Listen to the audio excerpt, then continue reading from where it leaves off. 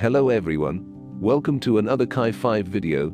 This is the shockingly true story of Robert Hanssen, the star FBI agent who sold American secrets to Moscow for 22 years. Considered to be the largest intelligence breach in FBI history, Robert Hanssen's scandal made him millions in diamonds and cash and cost the FBI around $7 million, along with the lives of 3 of their informants.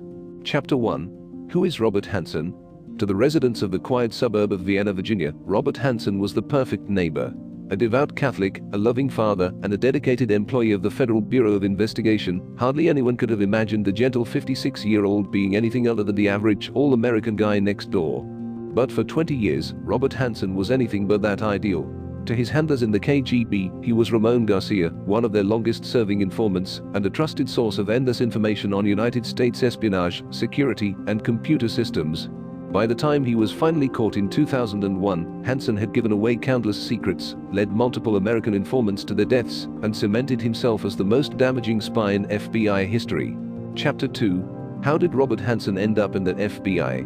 Robert Philip Hanssen had drifted through several false starts in life before he settled in at the FBI. His father, Howard, had reportedly belittled, bullied, and berated the boy from childhood to his college years at Knox College, 200 miles away from his home in Chicago. He worked as an accountant before applying to the Chicago Police Department in 1972, where he was quickly accepted as an undercover investigator for the Internal Affairs Division. He found the work interesting, but he soon tired of it. Finally, in 1975, he applied to the FBI and received a callback. After completing his training in Quantico, Virginia, Robert Hanssen was sworn in as a special agent and pledged his loyalty to the United States.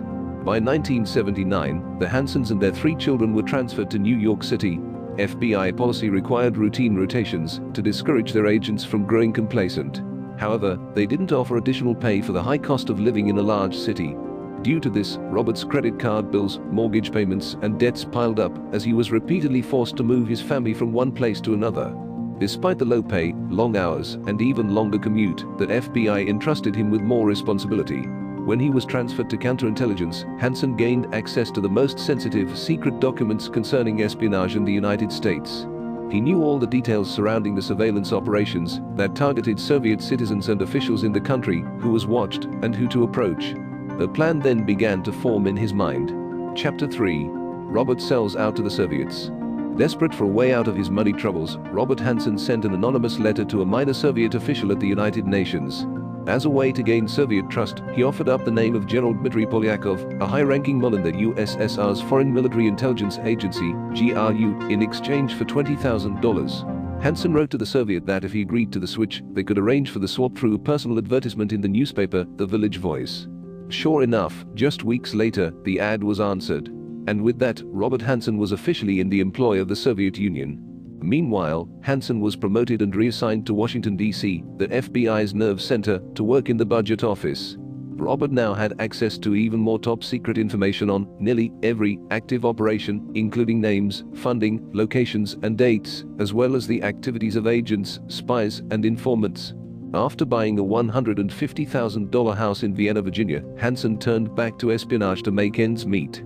Then, on October 1, 1985, he wrote another letter to the Soviets. This time, he addressed it to Viktor Cherkashin, a senior KGB counterintelligence officer who had already recruited a CIA agent named Aldrich Ames a few months earlier. In the letter, Hanssen offered the names of 3 Soviet moles on the FBI's payroll, along with proof. He demanded $100,000 in return. He had no way of knowing that the CIA agent had already supplied those names to the Soviets, but his willingness only confirmed his reliability to them. Meanwhile, once those moles Hanssen had given up returned to Moscow, they were promptly executed. Chapter 4. The $1 Million Payouts. Robert Hanssen made more than $1 million spying for the Soviets. At some point in November, after a lengthy debate in Moscow as to whether this new mole could be trusted, Hanssen was instructed to look underneath a bridge in Nottoway Park in Vienna, Virginia. There, he found a watertight bag containing his money. It was the beginning of a long career as a Soviet agent.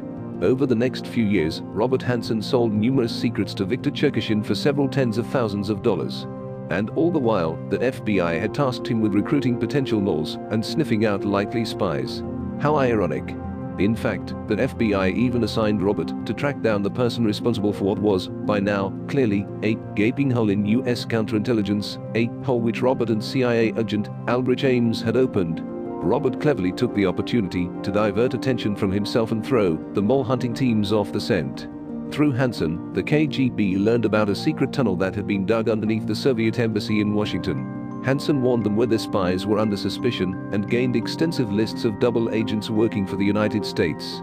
He even encouraged his KGB handlers to recruit his childhood best friend, a lieutenant colonel in Army intelligence. He signed all his typewritten letters to Cherkashin as Ramon Garcia, hoping the letters CIA might throw the FBI off. He made over $1 million, struck up a platonic relationship with a stripper in Washington, took trips to Hawaii with her, and showered her with gifts. But the fast lifestyle came to a halt in December 1991, when the Soviet Union collapsed. Chapter 5. Catching the Mole. In 1994, Aldrich Ames was finally arrested, and the FBI and the CIA worked together to track down the final, suspected mole. As Soviet intelligence agencies reeled in the aftermath of the collapse of the USSR, federal agents sought out former KGB operatives willing to sell information. They found their information in Alexander Shcherbakov, an ex-KGB agent who'd gone into private business and was all too happy to share what he knew, only for $7 million.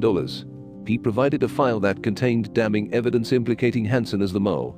In 2000, Hanssen was promoted yet again to one of the FBI's top computer experts. This promotion came with perks including a private office and a personal assistant. What Robert didn't know was that the promotion was really just an excuse to keep him in Washington, where he could be watched. His assistant, Eric O'Neill, was there to gather evidence and prove beyond a doubt that Hanssen was guilty of what he was accused of. O'Neill noticed that Hanssen was using a Palm III personal computer to store information, and on February 15, 2001, he took the computer from Hanssen's office and handed it over to a team of specialists who downloaded and decoded the contents. There they found definitive evidence that Hanssen had betrayed his office. Meanwhile, Hanssen's suspicions that the FBI was onto him had been growing. In his last letter to his Russian contacts, he wrote, "Something has aroused the sleeping tiger." Despite fearing so, he didn't stop. On February 18, 2001, he dropped a friend off at the airport and drove home by way of Vienna's Foxstone Park, the site where he regularly picked up his money. As he went to his car with the money in hand, two vans screeched to a stop nearby and armed agents poured out to arrest him. All Hanssen said was, "What took you so long?" Charged with 14 counts of espionage and 1 count of conspiracy to commit espionage, Robert Hanssen faced the death penalty, particularly since his actions had led to the execution of the Soviet informants for the United States. He was sentenced to 15 consecutive life sentences, which he's currently serving in a federal prison in Florence, Colorado. Prisoner number 48551-083, as he is known today, is held in solitary confinement for 23 hours a day, and he has no possibility of receiving parole. Anyways, that is all for this video. I hope you had a good time. Please smash that like button and subscribe to this channel for more. Thank you and take care.